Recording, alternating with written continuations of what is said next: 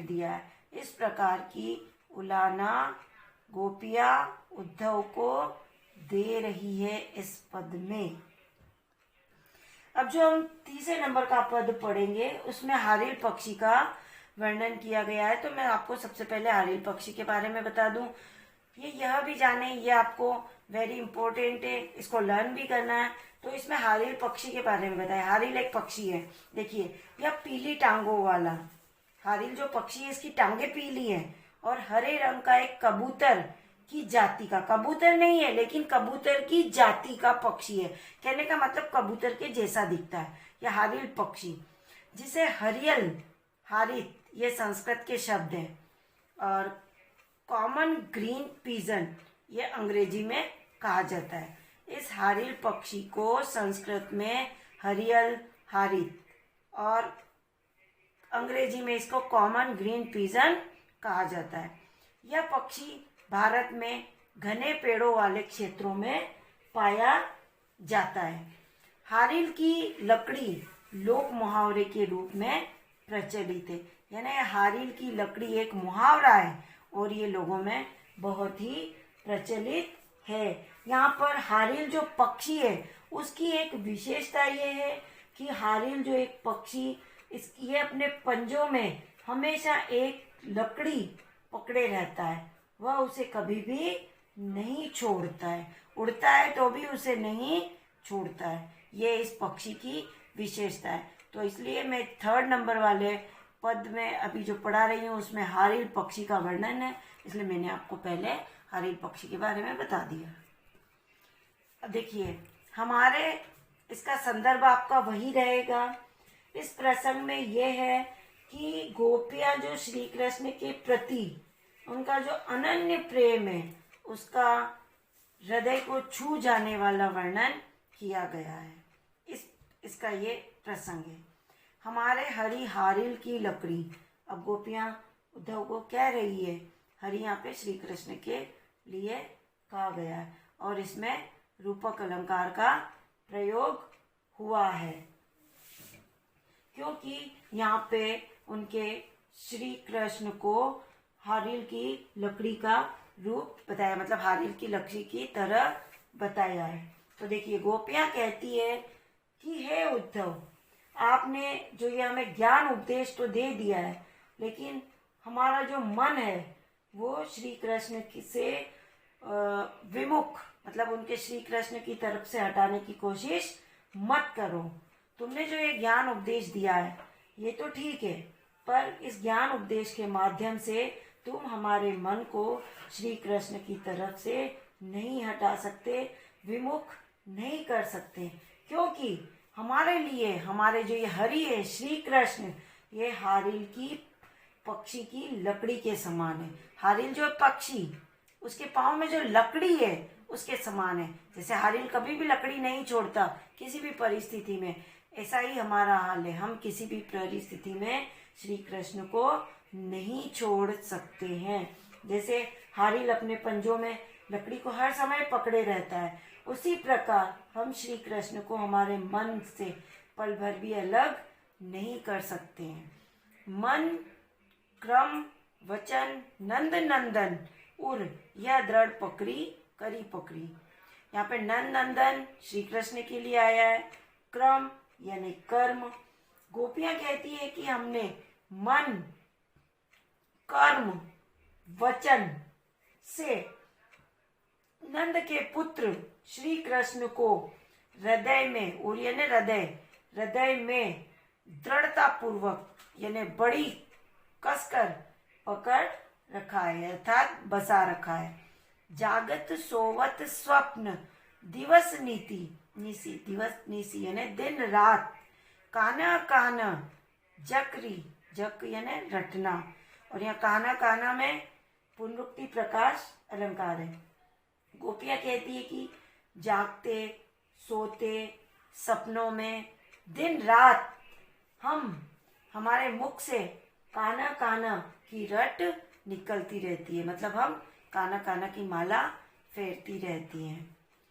सुनत जोग लागत है ऐसो जो करुई ककरी, इस लाइन में उपमा अलंकार का प्रयोग किया गया है। यहाँ पर कड़वी ककड़ी को उपमा अलंकार के समान, मतलब कड़वी ककड़ी मतलब जो वो योग संदेश लेकर आया है उसको उपमा अलंकार के समान, वो कड़वी ककड़ी के समान बताया गया है। देखो वो कहती है कि तुम्हारा जो ये योग संदेश है उसको सुनकर ऐसा लगता है जैसे हमने कोई कड़वी ककड़ी चख ली हो और हमारा मुंह कड़वाहट से भर गया है, और मतलब हमारा पूरा मुंह कड़वा हो गया है तुम्हारे इन योग संदेश को सुनकर। ऐसा लगता है जैसे हमने कोई कड़वी ककड़ी खा ली हो। इस लाइन में उपमा अलंकार का प्रयोग हुआ है।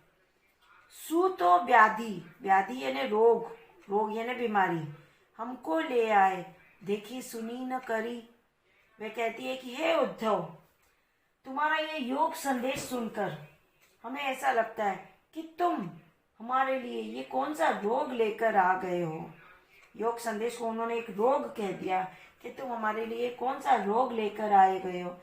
इस रोग अर्थात इस बीमारी के बारे में न हमने कभी सुना है, न कभी देखा है, और न कभी इस बीमारी को अनुभव किया है। करी यानी अनुभव किया है। यह तो सुर तिन ही ले सौंपो जिनके मन चक्री, तीन ही यानी उनको।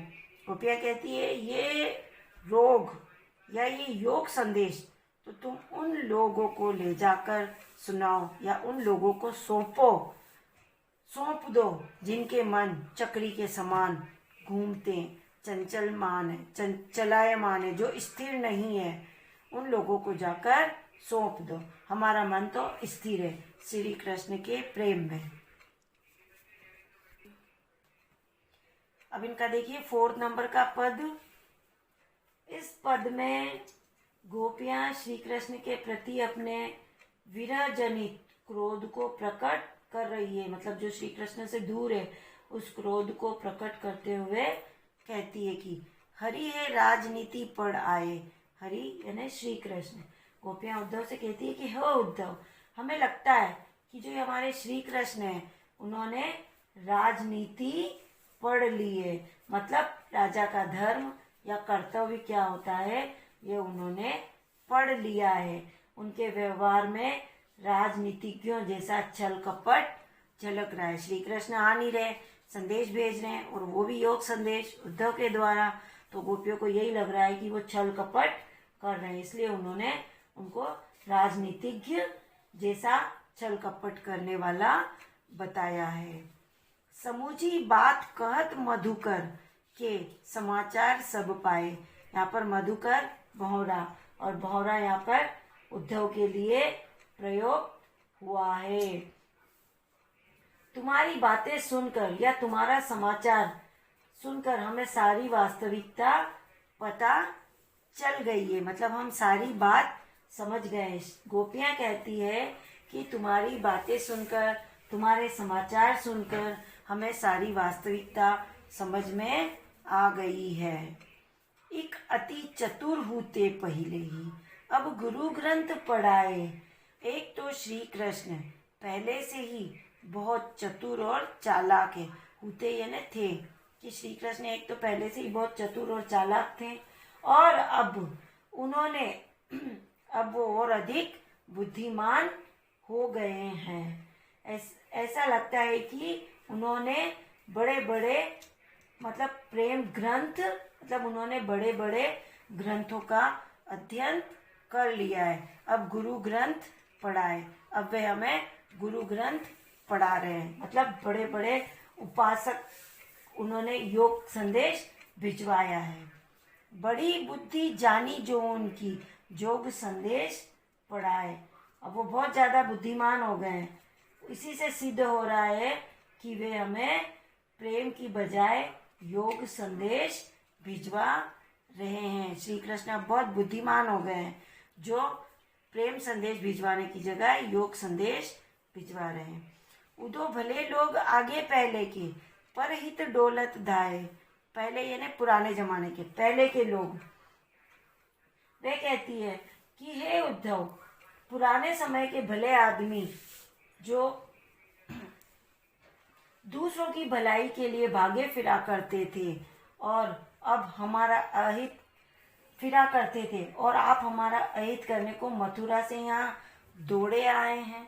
कि भाई पहले के लोग जो होते थे, पुराने लोग, वो तो दूसरों की भलाई करने के लिए सबसे आगे आते थे, और एक तुम हो जो हमारा बुरा करने के लिए श्री कृष्ण के कहे अनुसार फटाफट चले आए। अब अपने मन फेर पाहिए, चलत जू हूते चुराए। गोपियां कहती है कि अब तुम हम पर इतनी भलाई कर दो, इतनी कृपा कर दो, इतनी दया कर दो कि श्री कृष्ण जाते समय जो हमारा मन चुरा कर ले गए थे, चलत जू हूते चुराए, मतलब हमारा जो मन चुरा कर ले गए वो हमें वापस कर दो। ते क्यों अनीति करे आपनु, जे और अनीति छुड़ाए। वो श्री कृष्ण को उसको उद्धव को बता रही है कि राजनीति का अर्थ तो राजा द्वारा मतलब राजा का तो ये कर्तव्य होता है कि वह अपनी प्रजा पर अन्याय ना करे, उसका भला करे। यहाँ पर श्री कृष्ण तो हमारे साथ अन्याय कर रहे हैं, जे और अनीति छुड़ाए, और अपनी प्रजा को अन्याय करने से छुड़ाए। लेकिन ये राजा तो ऐसे हैं कि हमसे न मिलकर प्रेम संदेश की बजाय योग संदेश भिजवा रहे हैं, तो वो तो हमारे साथ अन्याय कर रहे हैं। एक आदर्श राजा तो वही होता है जो अपनी प्रजा को अन्याय होने से बचाता है। राजधर्म तो यह सुर, जो प्रजा न जाही सताए। गोपिया कहती है कि राजा का धर्म तो यही कहता है कि वह अपनी प्रजा को अन्याय होने से बचाए, उसे नहीं सताए। लेकिन यहाँ पर श्री कृष्ण तो हम पर अन्याय कर रहे हैं, हमें सता रहे हैं, हमें प्रेम संदेश नहीं भेजा बल्कि योग संदेश भेजा है। तो वह इस तरह से अन्याय कर कर हमें और अधिक सता रहे हैं। ये आपके पद हो गए हैं सारे। मैंने सारे पदों का आपको व्याख्या करवा दी है। ये व्याख्या आप सुनकर अपनी कॉपी में लिखते जाएंगे। और इस चारों पदों में अनुप्रास अलंकार का प्रयोग हुआ है, उसकी महत्ता है। लास्ट में किसी भी पद में जो ये तुकांत शब्द आते हैं, ये भी अनुप्रास अलंकार के अंतर्गत ही आते हैं। और एक ही वर्ण की अधिक आवृत्ति होती है, वहाँ भी अनुप्रास अलंकार होता है। तो इन सारे पदों में अनुप्रास अलंकार की महत्ता है। तो ये एक लाइन आप सारे काव्य सौंदर्य में लिख दीजिए। आपको सारे पदों की व्याख्या करनी है, और ये जो शब्द संपदा है, इन सारे शब्द संपदाओं को लर्न करना है। व्याख्या तो कॉपी में लिखनी है, और ये शब्द संपदा सिर्फ लर्न करनी है। और यह भी जाने, ये आपको ये भी लर्न करना है, ये वेरी इंपॉर्टेंट है। धन्यवाद।